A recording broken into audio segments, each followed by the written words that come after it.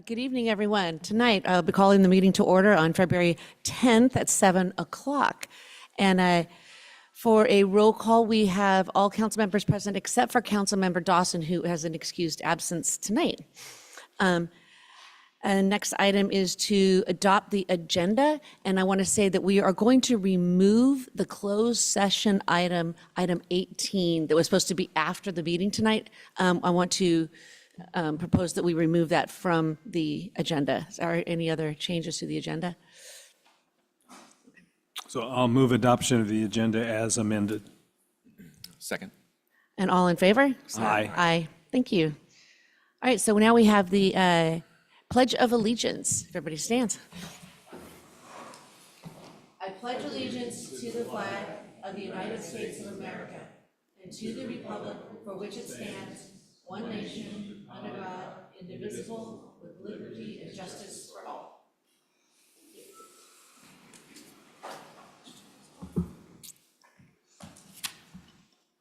All right, now, since it's the first meeting of the month, we get to do the land acknowledgement statement.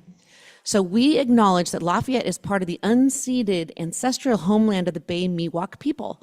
The Bay Miwok and neighboring Ohlone people have lived and moved through this place for thousands of years. They stewarded it and shaped this land for hundreds of generations. We express our appreciation and gratitude for this profound legacy, which enhances and contributes to our lives to this day. We will strive to honor this land and strengthen our ties with the indigenous communities that we continue to live and work in our East Bay region as our neighbors and community members. We acknowledge and honor them and their ancestors, elders, and next 7 generations. Thank you. We'll go to the next item, which is public comments for items not on the agenda. If anybody has a comment for anything not on the agenda tonight, please submit a form or raise your hand. Mayor Kandel, we do have a speaker in the Don Katzen Community Hall, and any member in our Zoom attendees that would like to speak for items not on the agenda, please raise your hand now. Our first speaker is Ann Burns.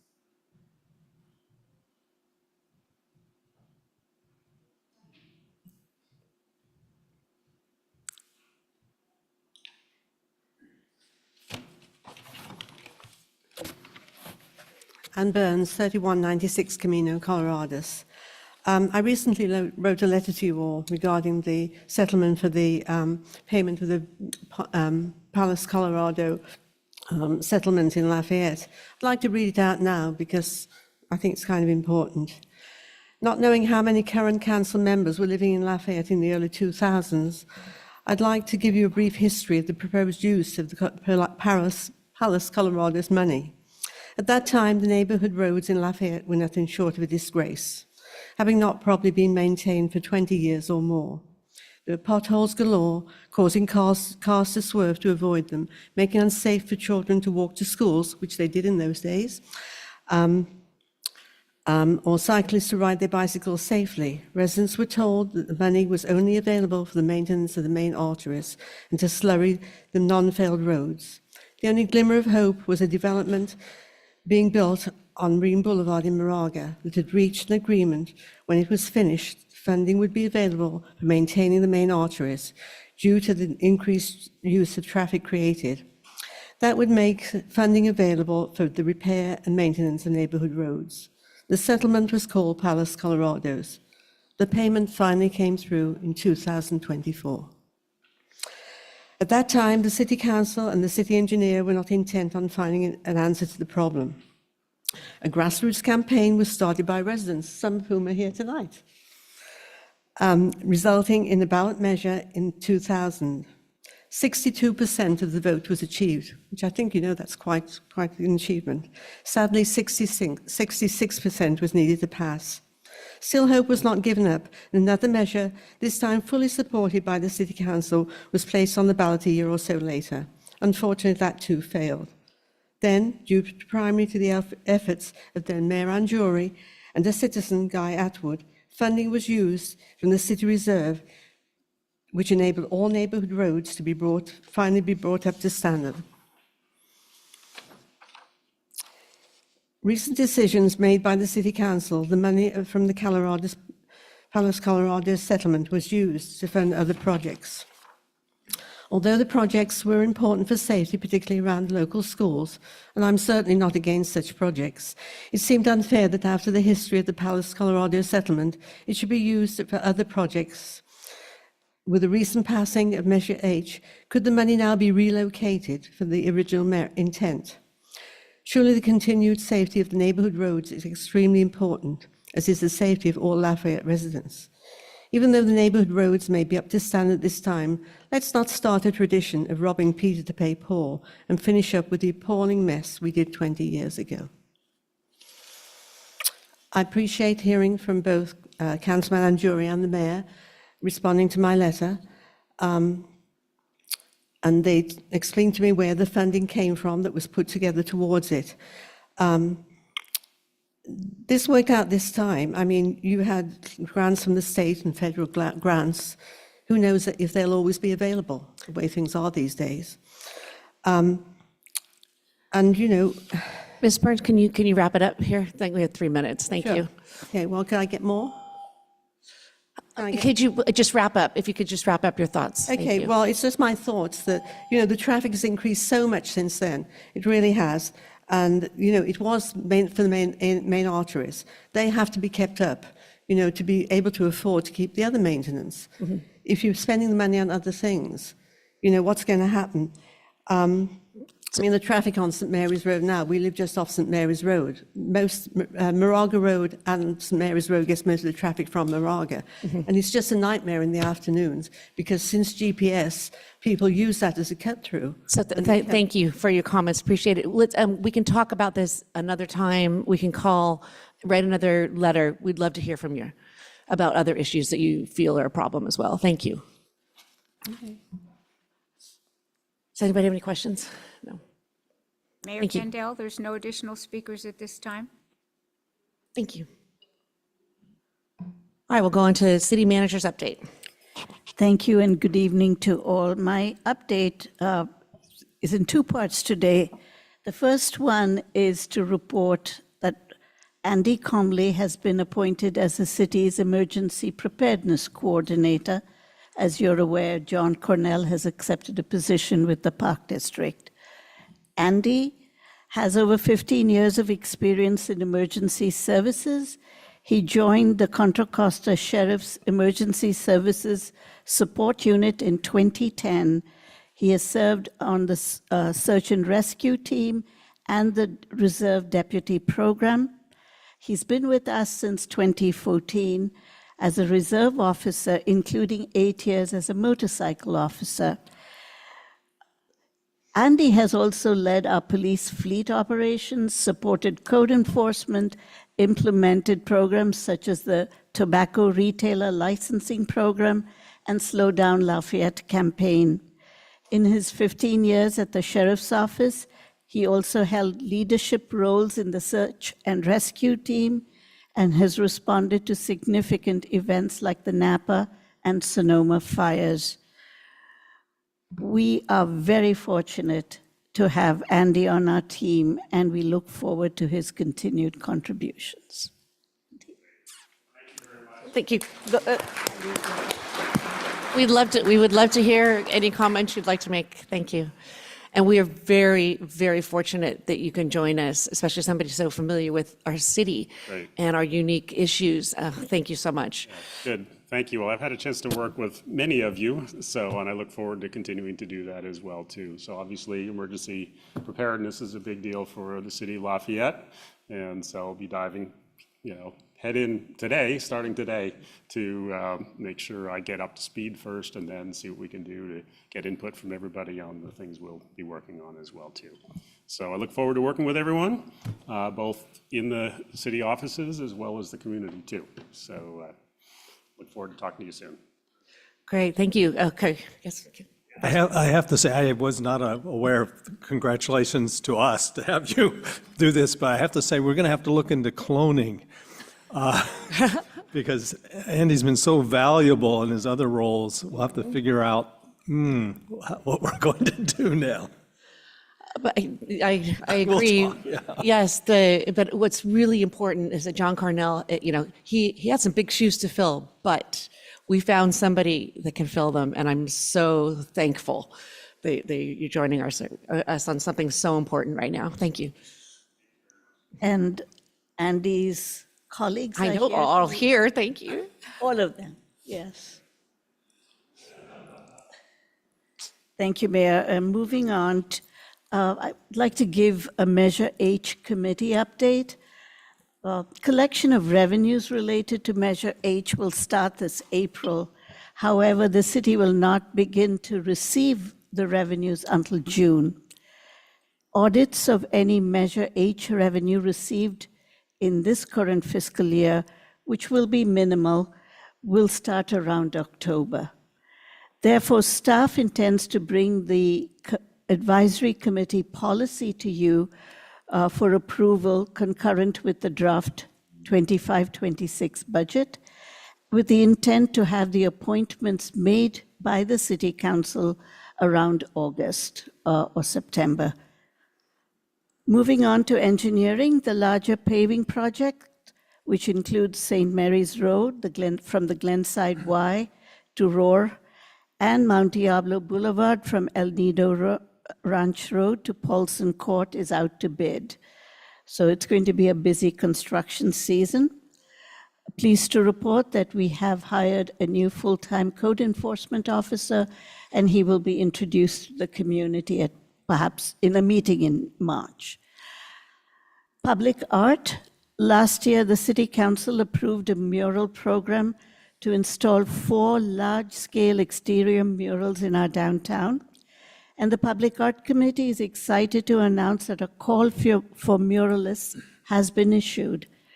We are seeking portfolios from experienced mural artists for this 4-year mural program, and interested applicants can apply at lovelafayette.org/murals. And finally, I just returned from the League of California Cities annual conference for city managers. Attended many sessions, including one on wildfires and lessons learned, best practices for conducting performance evaluations, city council, city manager relations, and more.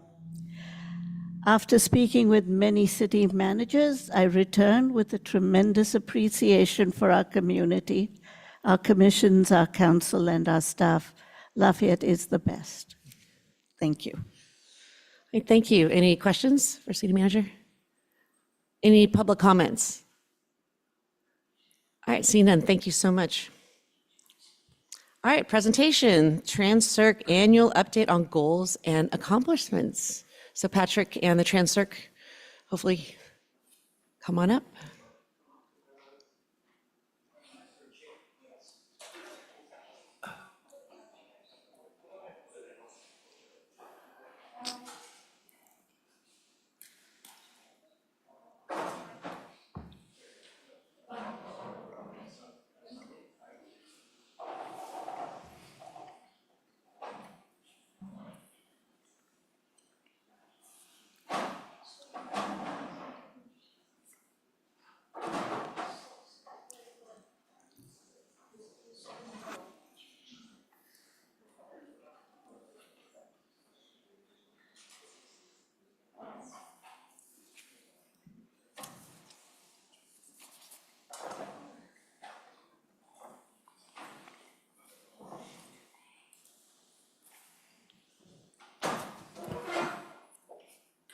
Good evening, and belated Happy New Year.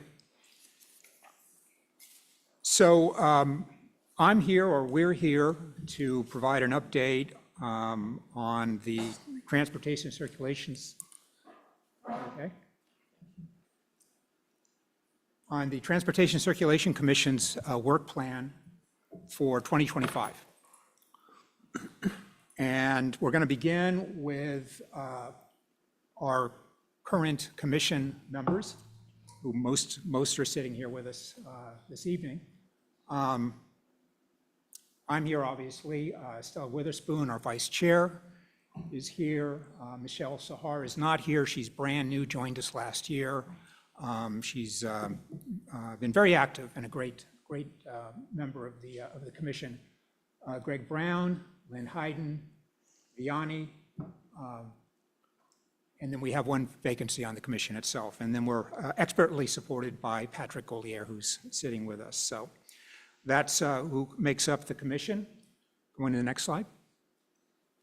So we're going to talk about, first of all, very briefly talk about the accomplishments in 2024. And I won't go through each one of the items, the accomplishments. I do want to call out one specific one, which is the School Safety Improvements Project completion, which was a real big deal.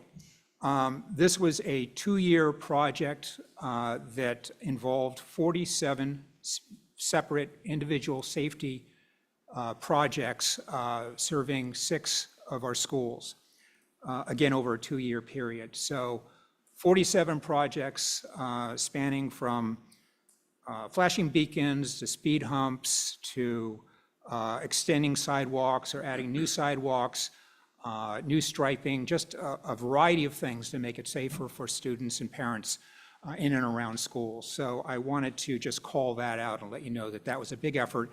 And who really deserves the credit for that is the staff, because, you know, Patrick, Mike Moran, and others really made that happen. So they deserve a lot of the credit for that one effort. So unless there's any comments or questions on any of those items, we'll move on to 2025. Starting with the capital projects. One of the items that we've already acted on, the commission has already acted on, is the Pleasant Hill Road pathway at Spring Hill School. And this is a separate paved pathway going from the school, from Spring Hill School to the Briones Park parking lot there on Pleasant Hill Road. Currently, it's a dirt path going between the school and the parking lot that will be paved and actually be a separate, slightly raised pathway with a barrier, so it will emphasize safety for the users. And it's now scheduled for construction in this coming summer. Oh, this coming.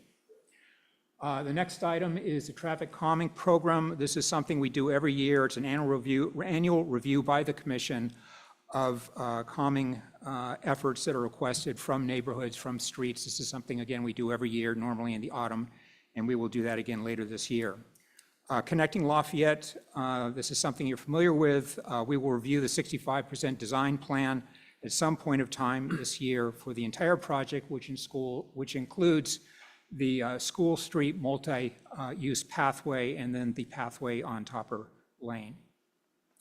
And then finally, the Smart Signal Project. This is a countywide project led by CCTA.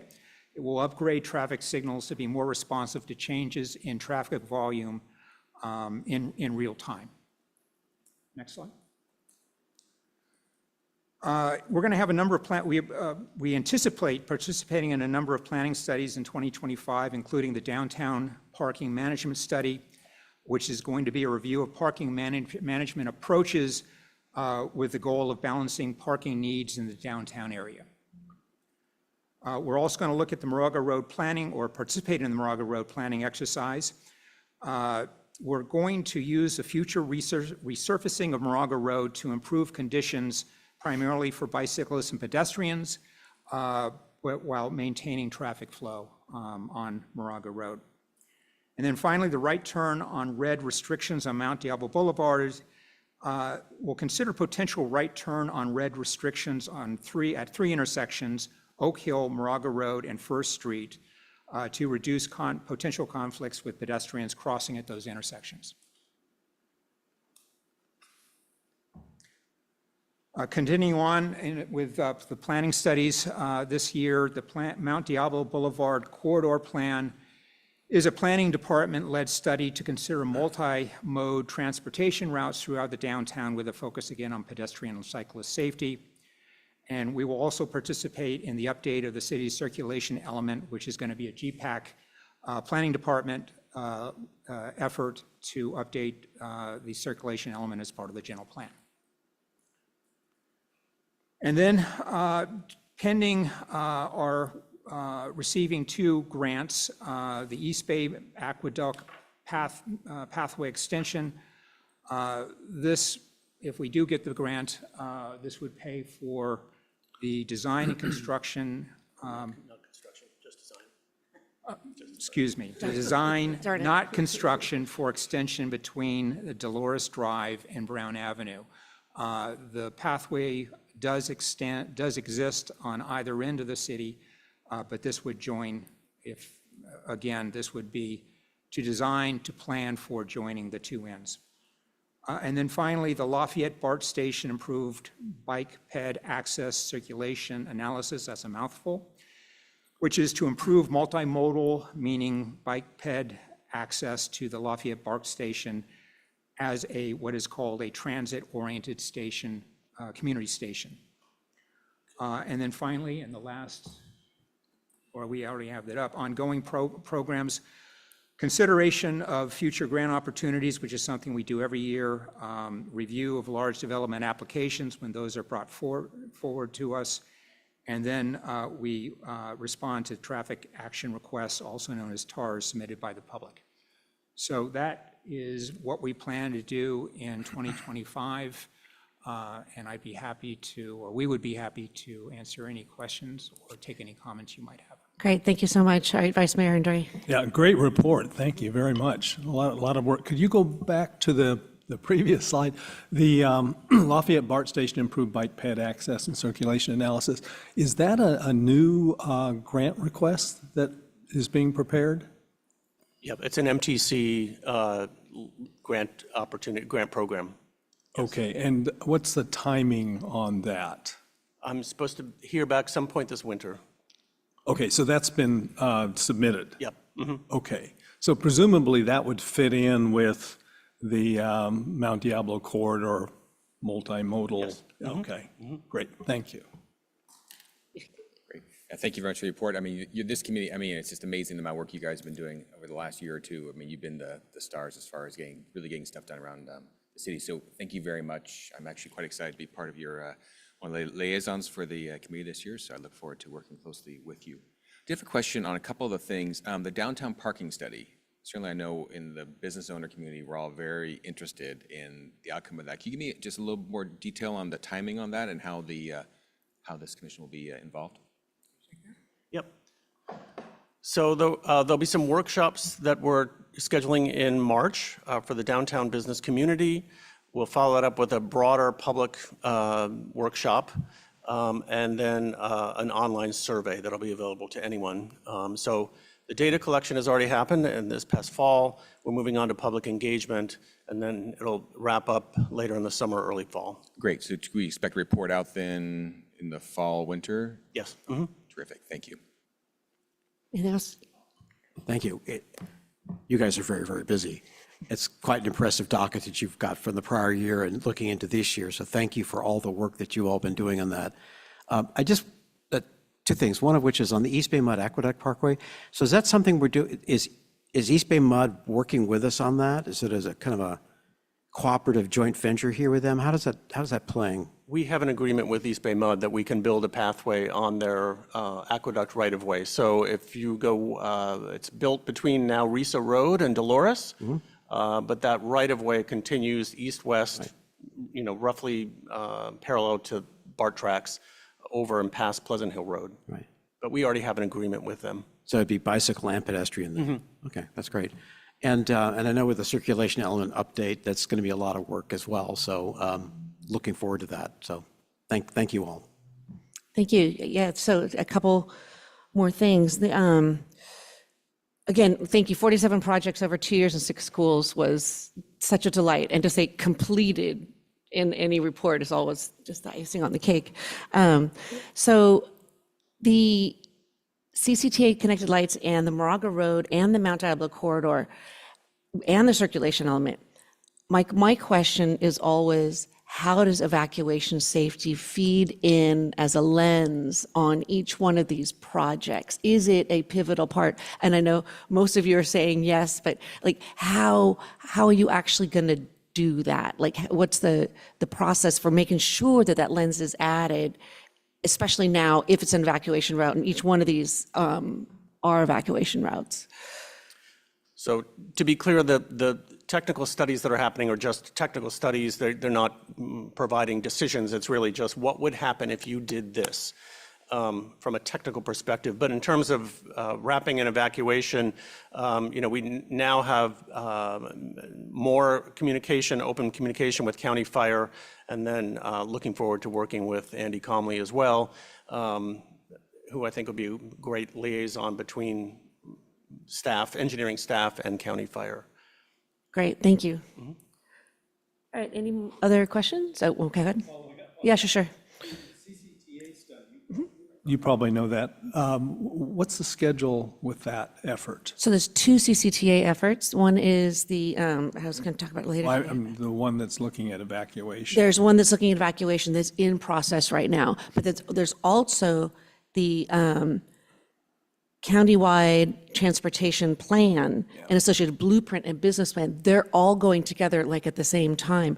And right now, CCTA is kind of trying to keep the countywide transportation plan separate from this evacuation plan.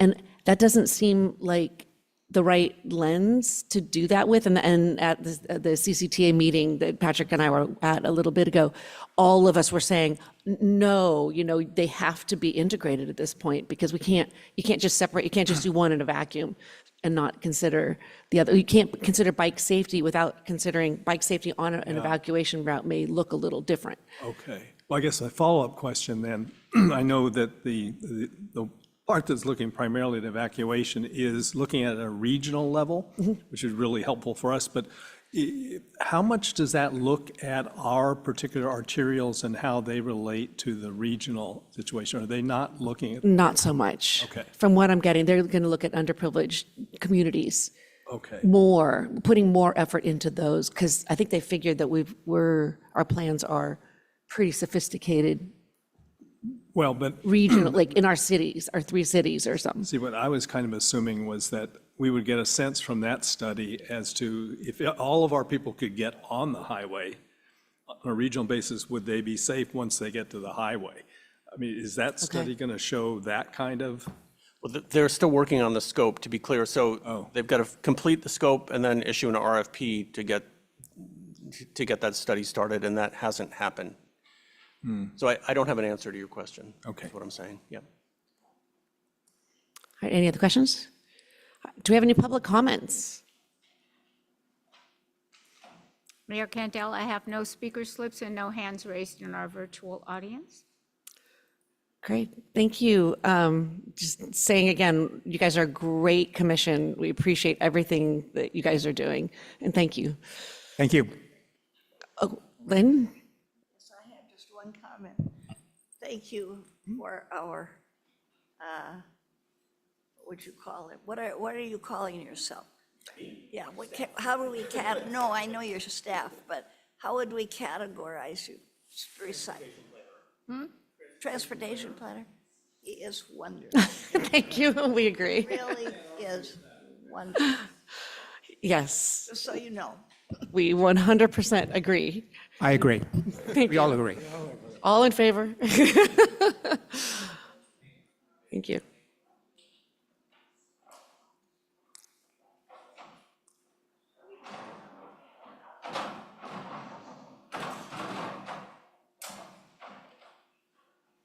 All right, so now we go to the consent calendar.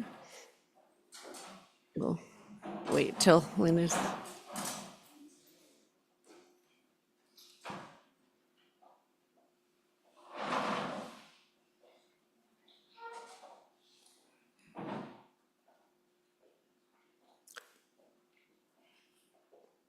All right, consent calendar. Does anybody want to remove anything from consent? Does anybody from the public want to remove anything from consent? I have no requests, Mayor Candell, to remove any item from consent. Okay. So I'll move adoption of the consent calendar. I second. All in favor? Aye. Aye, thank you. And we'll go to 12A, staff reports. Stephanie Cervantes, and Senior Planner, and Greg Wolf, Planning and Director, Building Director.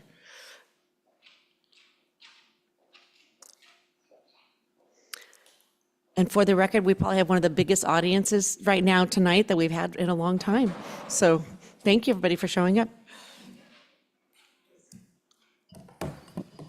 Good evening, Mayor, members of the council, and public. The matter is 949 Moraga Road. It's 0.74 acre city-owned property that is in the housing element as an opportunity site and the subject of program 61G, I believe, related to the provision of affordable housing on that site. So Ms. Cervantes will give the staff report and will be available for questions.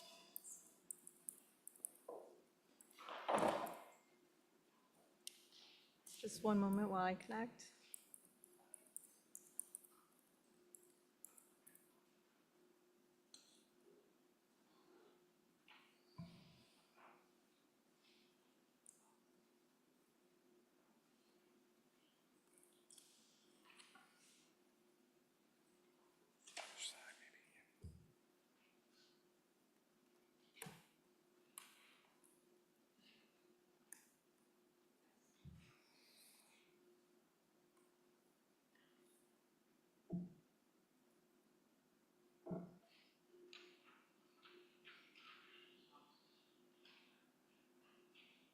Philippe, we'd like to use the laptop.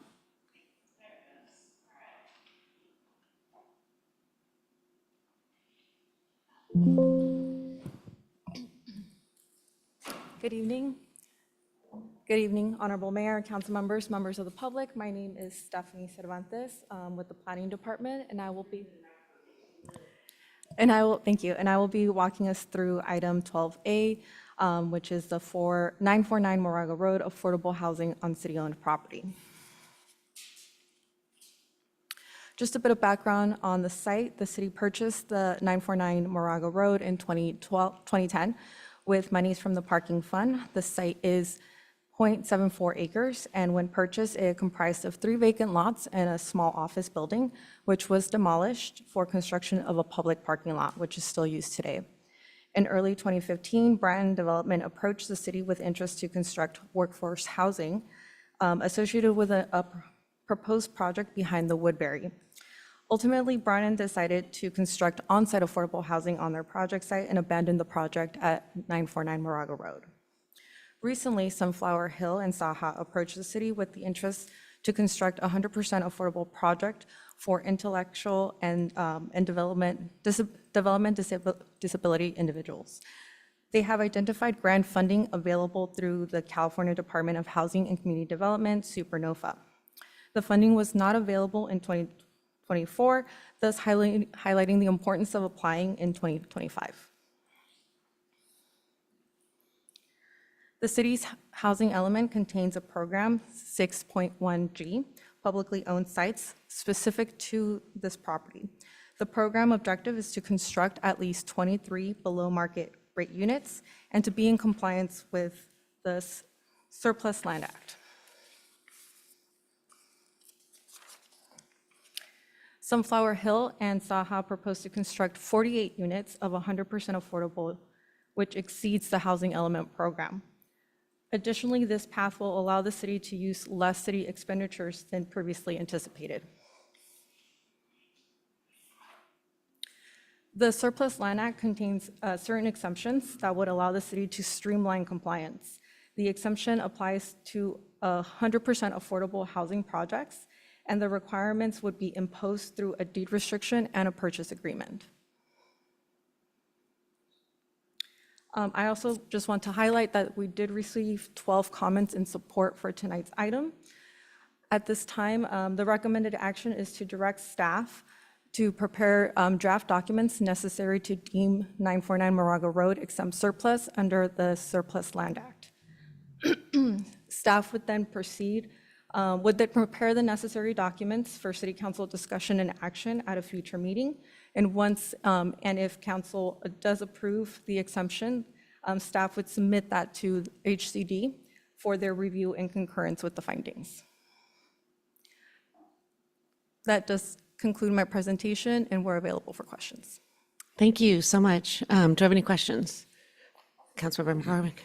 Yeah, just a couple on the funding. This might be more appropriate for the applicant, but just first off, it looks like this is dependent on getting some funding from the state, from the SuperNOFA. I'm curious, are there any federal funds being counted for this all for this? I know our federal situation is very fluid right now. Or is this only focused on getting funds from the state of California? The interested developer, Saha Sunflower Hill, would be best to answer that. But it is, I think the interest is to execute an option where if they are able within a limited time frame to secure funding, they would exercise the option. Else, the city would have it would return to the city, and the city would pursue another project, if you will. And then just understand this deadline that was mentioned here of April 2025. What does the city need to do prior to that to make sure we hit that deadline? To make sure is this just so I can understand what they need from us? They could speak to it in more detail, but essentially I believe site control or some option even which could take the form of an exclusive negotiating agreement so that they can represent that they could have a project on the site. And I believe a completed preliminary application, but it doesn't need to have been fully reviewed and entitled. That's my recollection. Great, thank you. Okay. Any other questions? Yeah, Councilmember Cervantes. Thank you very much. So we own this land now, it's for parking. So whether we proceed with the excess surplus designation or not, let's say we do that. It could stay parking. We could designate it, we could per the housing element for affordable housing. What if we decided not to do affordable housing here? What happens then? So if the council directed to either continue with, if it were a non-housing project, if the city chose not to pursue a housing project on 949,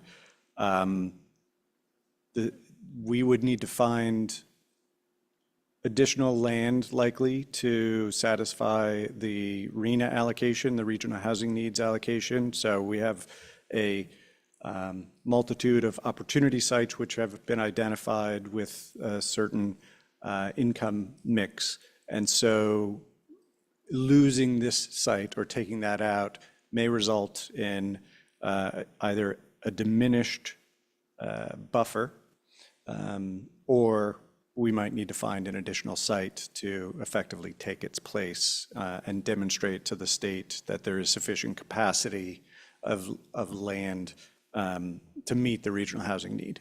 So it's like the no net loss concept. Precisely.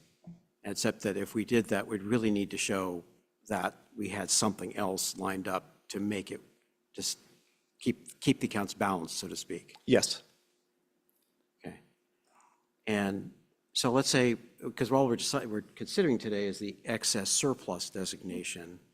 I know there's a proposal after that to do something which I gather is sort of driving the timing here. Is that fair? Correct. We would not have brought this as quickly as we did were it not for that pending deadline, which we see as kind of not the last best hope, but the most predictable and certain funding opportunity for a project on the site. After that, we don't know what will be available, and I think the experience in 2023 was a supernova.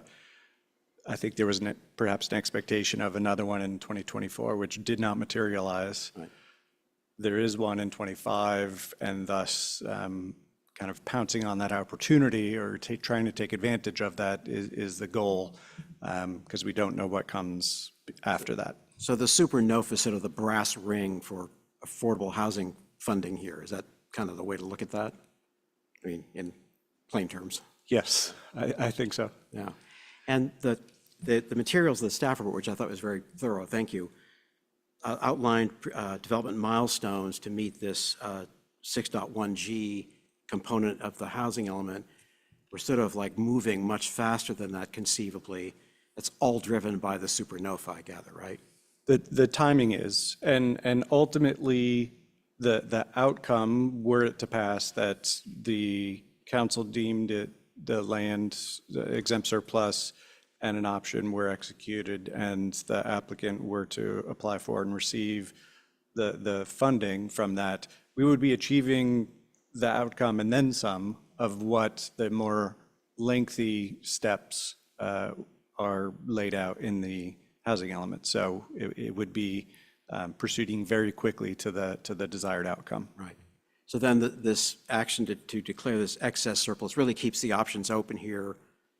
This supernova track could be pursued. If that doesn't pan out, we still have the property. We can maybe do something with it later.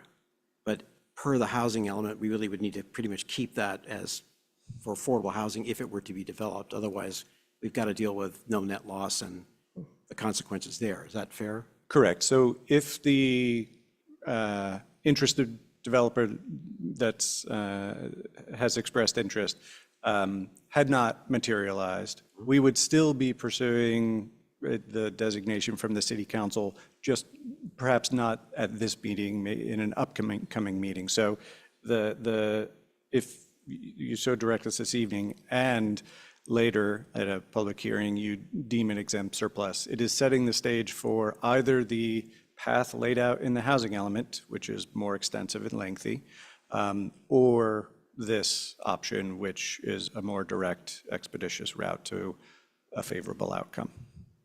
Okay, that's helpful. I have a question more project related, but I know we're not considering a project right now, so I don't want to get out over my skis. But I don't know if that's something for later on perhaps, or?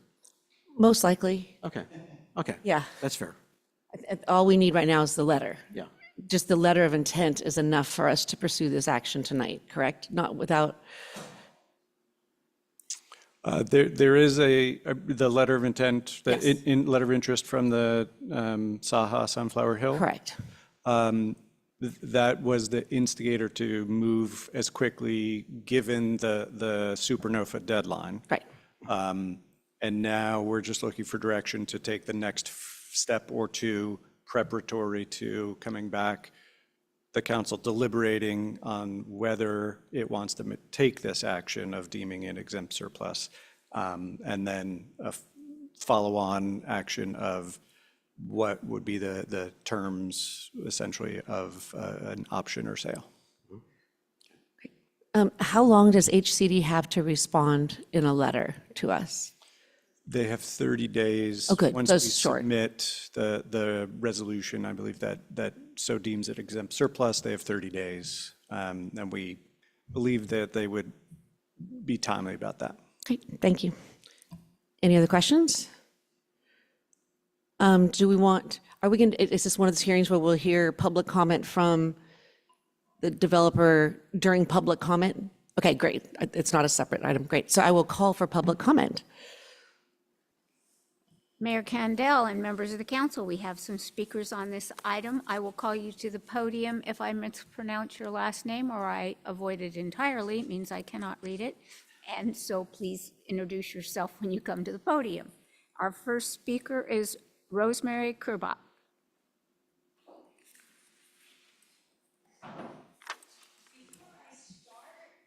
Do you want me to answer your questions?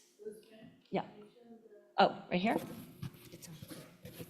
It's on. I think it's on. Nope. Push it harder. A green one right here?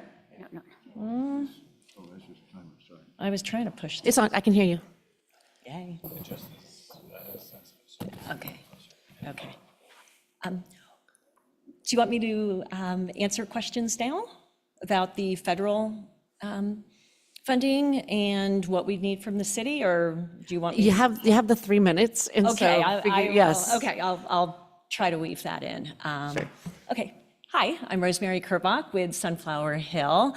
I am a Sunflower Hill current board member. I am chair of the Land Committee, and I personally lead this 949 Moraga Road project for Sunflower Hill. So I began working with Sunflower Hill in the spring of 2012. The organization was only a few months old then. It had just been founded by Susan Houghton. So yeah, so it's been almost 13 years. So I cannot begin to tell you how excited we are to have a project in Lafayette. Assuming it's financed and built, it will be our first project in Contra Costa County, and it's near and dear that our first project in Contra Costa County is in Lafayette, because I'm a 30-year resident of Lafayette, and I have a 27-year-old son with autism. We really want to be here because Lafayette is a community of character, kindness, compassion, and so inclusive. And, you know, it's, to me, a Sunflower Hill residential community just complements what we already have. My son benefited from our excellent special ed programs from 3 to 22. He swam on the Special Olympics East Bay Sea Serpents. He played in the Lafayette Little League Challenger. He received ILS, Independent Living Services, from Las Trampas. What is missing? What's missing is affordable residential. And, you know, when I explain our model to people who aren't familiar with Sunflower Hill, I just say, think of senior living. So yes, we do the affordable residence, but what we also do is the activities, the, you know, the vocational training, the social, just that sense of belonging. If you went to our Irby Ranch, which opened in 2020 in Pleasanton, many of our residents, they might go to a day program during the day, or they work or volunteer, but then, you know, Monday night there's karaoke, Tuesday there's a cooking class, Wednesday there's adaptive yoga, fitness, a dance. It's such a place of love and acceptance. Community members from Pleasanton volunteer a lot. It's a really beautiful thing. I always say seeing is believing. So I would love for anybody with council, city staff, the community at large to come to our Irby Ranch. I'm always available to meet with anybody for any questions. I would like to specifically acknowledge staff because affordable housing, especially on the rental side, the BMR is different. It is so complex and complicated, and city staff has been so gracious with their time and talent. Thank you. Appreciate it. Wait, do we have any questions for the speaker? Maybe you could ask her the federal yes. Thank you very much. I will ask the question again then. So can you speak a little bit to the funding? Sure. That's required for this? Yeah. So the Supernova is critical. It used to be for our Irby Ranch that we got, you know, we didn't need HCD funding. To fund that project, we got 9% tax credits, which is ultimately a federal source. And then we got some money from the city of Pleasanton, and then we got some money from A1 County Bond in Alameda.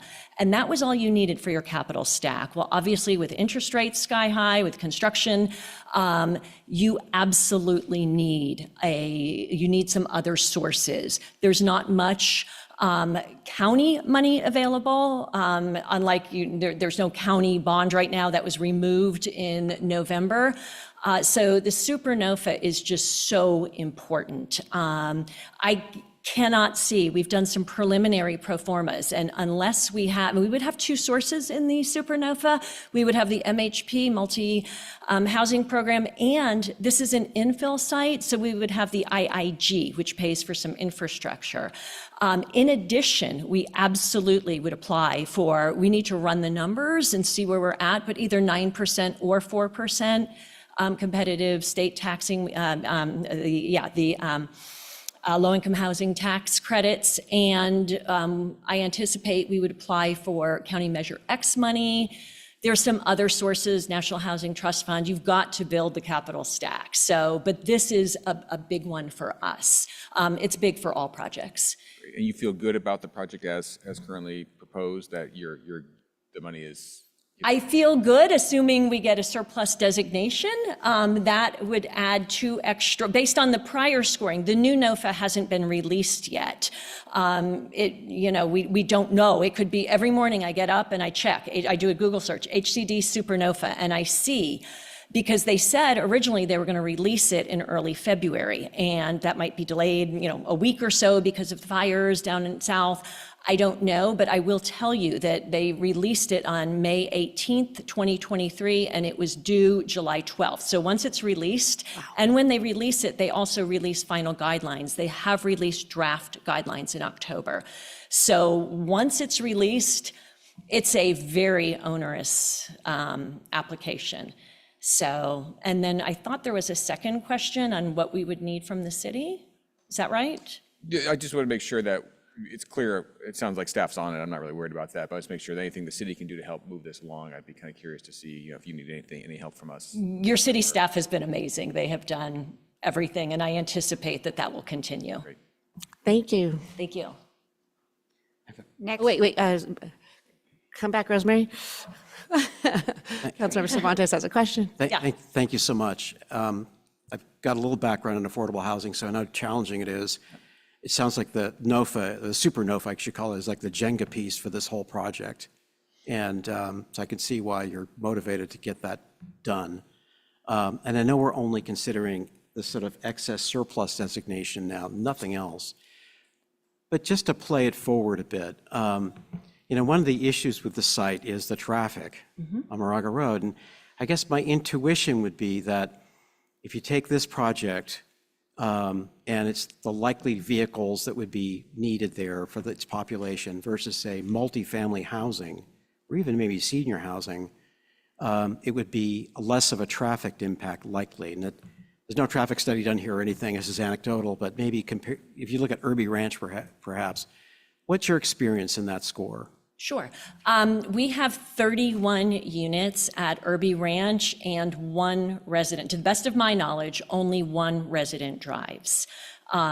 Now, we do need some caregiver parking because many of the residents have SLS, supportive living services, or ILS, independent living services. And then we do have on-site staff, a property manager, an activities director, service coordination.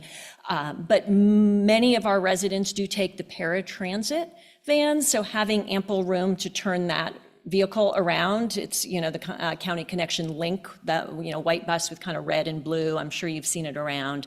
And we anticipate many, I know you're going to hear from some tonight, but we anticipate that many program participants at Las Trampas would apply. Many have asked to tour Irby Ranch and have indicated the desire to live in a Sunflower Hill community in Lafayette, and that's certainly walkable for those that can walk. And that's the other beautiful thing about this location is it is walkable to grocery, to anything you would need is walkable. So we anticipate low parking needs. Because I know that's been a concern, and I guess I'm just thinking relative to other things, we have the scoped in the housing element as a site for affordable housing relative to other types of uses, particularly multifamily. This is probably the lowest impact in terms of traffic relative to other options the city might consider. I mean, that's just trying to, again, anecdotal here. It's not, there's no traffic study, but I just want to get I think you're confirming what my intuition was on that. Yes, and I certainly am very, very familiar with Irby Ranch. I'm there every week. So the only time the parking lot was full, I think, was like when we did a big dance. And we invite community members to our activities at Irby Ranch. So that's nice. Okay, great. Thank you very much. Thank you.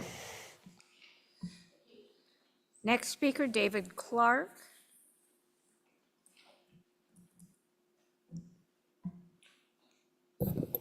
Thanks, Joanne. I'm Dave Clark, and as you know, I'm on the Creeks Committee, and the reason I show up for these things a lot is that one of the things we try to do at the Creeks Committee is to monitor progress of items that might have an impact on the creeks as they move forward. So I had sent in a public comment and wanted to make sure that there was no direct impact of this project that we ought to consider with respect to the creeks, and I don't think there is. The one possible might be that the furthest, I guess it's the furthest west parcel. I'm not sure how close that gets to Lafayette Creek, but I don't think it does. But what is in the Downtown Creeks plan that I would submit for your future consideration is an overlook and a bulb out at Moraga Road. It's item number 6 in the list of things that were in the Downtown Creeks plan. And it's conceptual at this point, but it would include signage. That bulb out would take a couple of parking spots. There's a provision in there for a rain garden / bioretention basin that would capture water that would otherwise flows right into the creek. And where that would be in the Downtown Creeks plan is if you, it's about 2 parcels north of this parcel. So it's on the other side of the church. This parcel's on the south side, roughly south side of the church. So you get the full church parcel, and then after that is where this bulb out would be considered. So it's not directly impacted by the parcels that we're looking at 949, but it's not far away. So my thinking is, if there was, if one of the grant requirements is some kind of amenity package that has to do with a mini park or some access, maybe this is not one of the major projects in the Downtown Creeks plan. Dollar-wise, in terms of what's in the Creeks plan, it was a $120,000 item, which is low. It's going to be more than that now, don't get me wrong, but that's is relatively doable. So I would suggest you keep that in mind as we move forward, because it may come in handy. Maybe it's something that we could achieve as part of this project. Another thing that occurred to me is that, I don't know, I'm just going to toss this out there. I don't know if this is helpful or not, but it seems to me that we could probably qualify for at least 2 different exemptions for the extra space. The last meeting we looked at 960, the companion bill at 960, and we're also applying for the excess designation there. And what we're doing there is, because the parcel's less than half an acre, and it doesn't butt up against certain other types of property, it qualifies. Well, this one seems to fall in that same category to me, but unless you have to combine the parcels. If you have to combine the parcels. We combine the parcels as 0.75 acres. Okay, then that takes it out of that consideration. Okay, well, that was it. Thank you. Thank you. Any questions for the speaker? No, thank you. Our next speaker is Robert.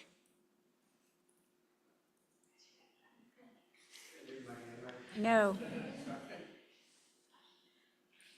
Hi, good evening. My name's Robert Comby. I'm a 27-year resident of Lafayette, and I have 3 children, and I have a adult special needs son who's 26, and like Rosemary, he's gone through Spring Hill, Stanley, Acalanes, Del Valle, and now he's at Contra Costa Adult Day School, and he also works at Diablo Bags Groceries, and has participated in lots of different events in the community.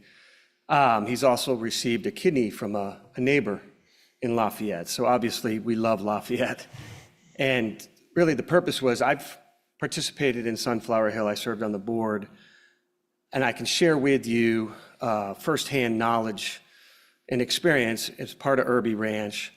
When I sat in the council meetings in Livermore, Pleasanton, and listened to neighbors' concerns about, is it going to be noisy? Is there going to be congestion? Are my housing values going to go down? And I can tell you, none of those things happened. The adult IDD community is a special community. It enriches our society and community in so many different ways, but they're very respectful. They're not noisy. The lights typically go out very early. The congestion is minimal, and no, housing values did not go down.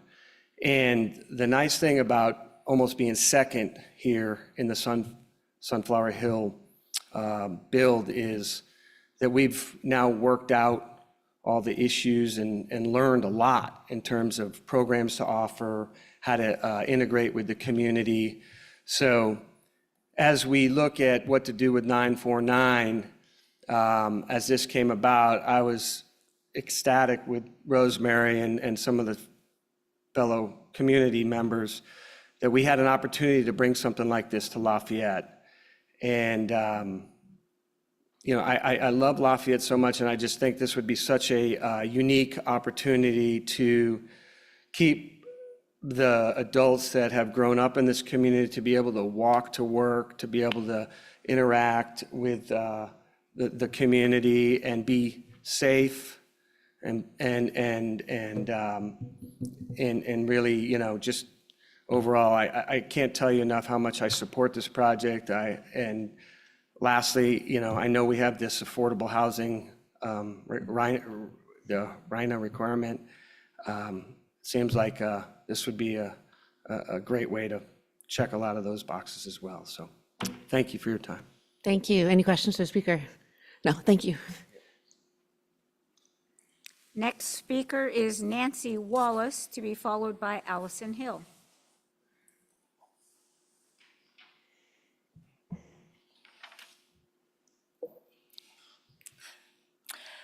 Hi, my name is Nancy Wallace, and I'm a longtime resident of Lafayette, and also the mother of a 24-year-old son with autism. I've also been an advocate for the special needs community in Lafayette for more than 20 years. I'm the founder of SEED, and I currently sit on the board of Las Trampas. I'm here tonight to encourage your support for the Sunflower Hill project to develop affordable housing for adults with intellectual and developmental disabilities here in Lafayette.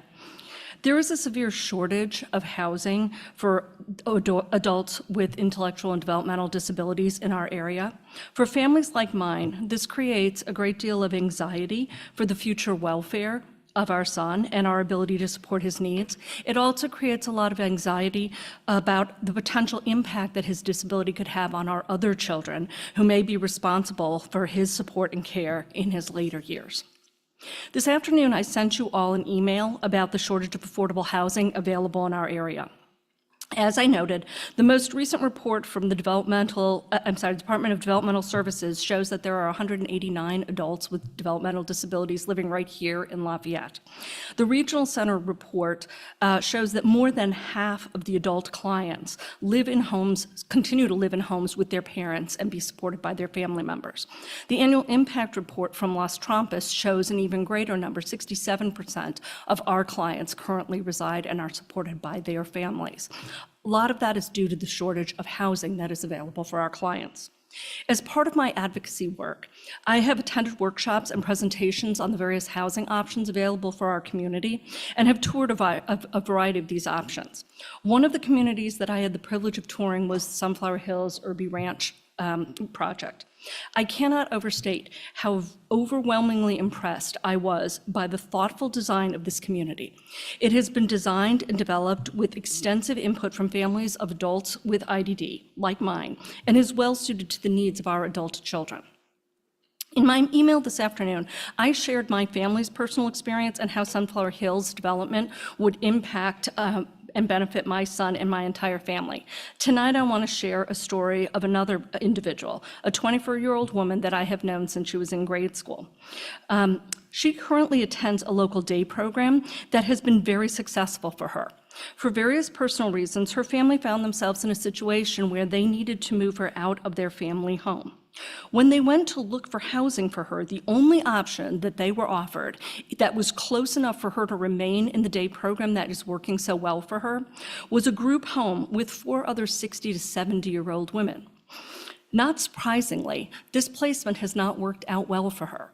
I think that we can all understand that the energy level and interests of a 24-year-old woman are different than the interests of 4 women my age who have been living together for decades. Because this placement didn't work, I think that you can understand that there's a need for housing that can better accommodate the needs of people that are already present in our community. There's so much more that I want to say about why Sunflower Hills development of a community in Lafayette is critical for so many of our local families. Fortunately, I believe that this item is going to be on again in the future, so I look forward to sharing more of the stories that I hear from our families with you then. Thank you for your time. Thank you. All right, any questions for the speaker? No, thank you. Allison Hill, followed by Lynn McMichael. Good evening. Allison Hill, longtime resident of Lafayette, and as you know, I've been active in housing. I think this is both a great opportunity for the city to meet some of its goals and to provide housing for people who really need it. I think we're very fortunate to have the Sunflower Hill people who really know what they're doing. I believe they've worked with the city before, so it's a known quantity. So I'm not going to use up much of my time or your time, but I just want to say I'm very happy that this is proceeding and hope it is successful in reaching the goals we would all like. Thank you. Thank you.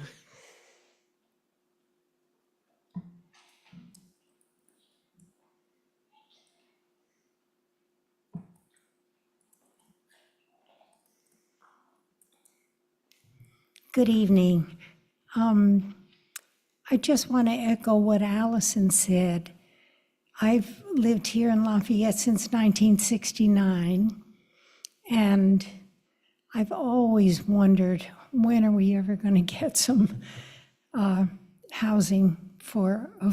housing for people, because we're the lucky ones who got here early. So I just hope that you'll really consider this project. It's going to help all of us, and it'll help the nation, because the housing is one of the most critical things in this nation right now, and we've got a number of problems, but that's one of the major ones. So if we could, in Lafayette, make a little dent in that problem, it would be very good. Thank you. Thank you. Any questions to the speaker? No. Courtney, is it? Sharp, thank you. Hi, Courtney Sharp, Lafayette resident. I just want to go on record saying that I support the City Council taking the Planning Department's recommendation to designate this lot as surplus or exempt surplus, and then do whatever it takes to pursue the funding from the Supernova. Thank you very much. Mayor Kandel, there are no additional speakers at this time? And no, in our virtual. No, nothing in our virtual audience. Great, so we will go on. Does anybody else have any other questions before comments? Comments. Comments, okay, you want to go comments, all right, go ahead. For comments. So back in September, I attended a conference of the National Conference of State Housing Finance Agencies. This is my other hat with Cal HFA.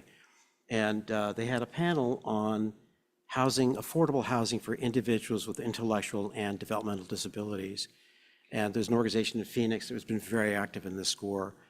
And it was striking to me how that community represents perhaps one of our least served populations with regards to affordable housing. There just aren't very many options out there. So it seems to me that, I know we're just talking about, I guess, directing staff to designate this as excess surplus, but looking at why we're doing it now versus a year from now, it seems like there's an opportunity here to do something really significant for a population that lives here, many in their parents' homes, and create viable options for their futures, which to me is part of what Love Lafayette's all about. So the need is there, and the Supernova, wasn't around last year. Who knows if it's around next year? It seems like, to me, if you want to try to hit a home run, you need to get to the plate first, and that's what this does. So I fully support this. I don't know if there's a motion. We will have a motion for sure. Thank you. Yes. Well, I'd love to make it. I'm but sure Mala would love us to have one, yes. I'll jump all over this, but Yes. I just think this is something we can do that's meaningful. The land is designated for affordable housing, and I think it has the least impact on traffic of anything else that's out there. So it's a triple win in my mind. So those are my comments. Thank you, Madam Mayor. No problem. Any other comments? Sure. I just want to reflect a little bit on some of the comments that we heard, and just we think about some of the institutions that are related to this. We're thinking about Las Trampas, you think about Future Explored, which of course has been downtown Lafayette for many years, Diablo Foods, which employs a lot of people that wouldn't be otherwise employed. I mean, to me, this is the jewel of Lafayette, the heart of where we are, and the thought. I mean, there was a comment which I completely agree with. Boy, the fact is kind of like checks affordable housing and blah, blah, blah, all the other different pieces, what a great win for the city. I think a project on its own, regardless of all that, is just truly who we are. So I'm honored to be even a small part of hopefully making this a success. Vice Mayor Andrew, any comments?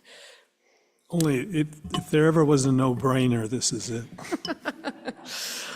Thank you, and I am 100% with all of you, and I think our community, again, is going to come out in support of a Sunflower Hill project in spades. I remember the last project, Lafayette Lane, we did not have, for that part of the project, not even one letter against, and that is so great, and that means there's broad support, and I think our council is going to be completely united on this one moving forward. So do I have a motion to direct staff to prepare draft documents necessary to deem 949 Moraga Road exempt surplus under the Surplus Land Act and prepare draft items of sale to facilitate future negotiations and eventual sale to an affordable housing developer? So moved. I'll second. All in favor? Aye. Thank you all. Thank you all for coming, and I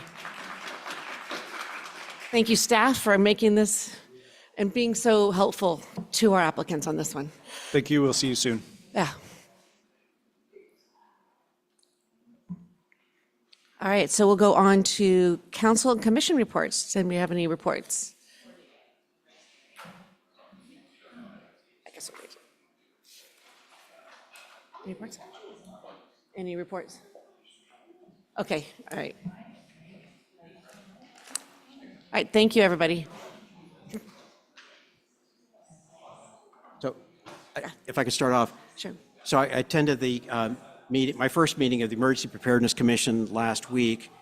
And I really have to sort of give it up for the citizen volunteers on that committee. I met with Duncan Siebert, the chair, just before, who is the author of that a little booklet I've been handing out to people in our Firewise community.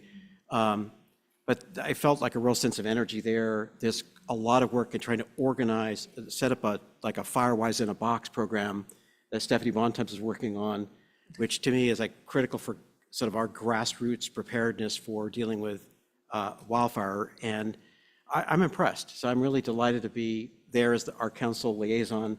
And I know this is a topic for all that we all share a real concern about. So that I was just delighted to be there. The other thing I want to mention is I had lunch with Darlene G., who is on the council in Orinda. I kind of know her from years ago.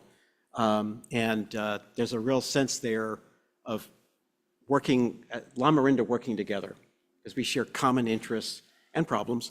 And I got the sense that, at least on the Orinda side, they seem kind of gung-ho.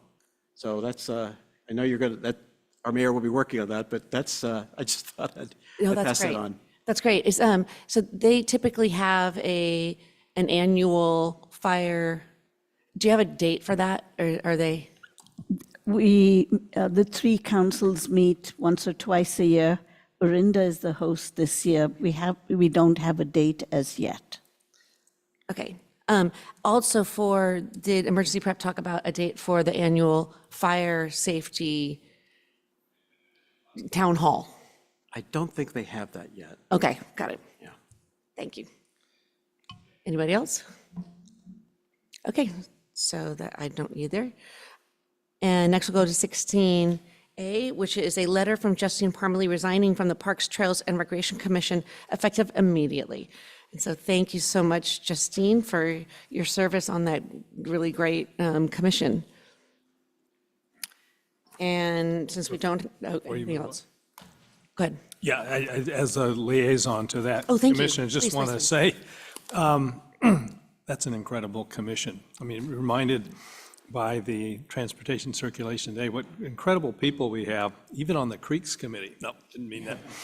We've got these incredible committees and commissions, Park, Trail, and Recreation. Each one of them is just very active. Justine was the one who's responsible for what goes on with the community center buildings. And so she's going to need to be replaced in that role, but she's just been, in the years that she's been on, which I think is about a 4-year term, she's just been really active. So again, we're fortunate to get people who are not only good, but really put in the effort to contribute to the community. Thank you. I guess is there any public comment on that? I have to say that formally. No comments at this time. Thank you. And since we don't have an item 17 or 18, then we will adjourn.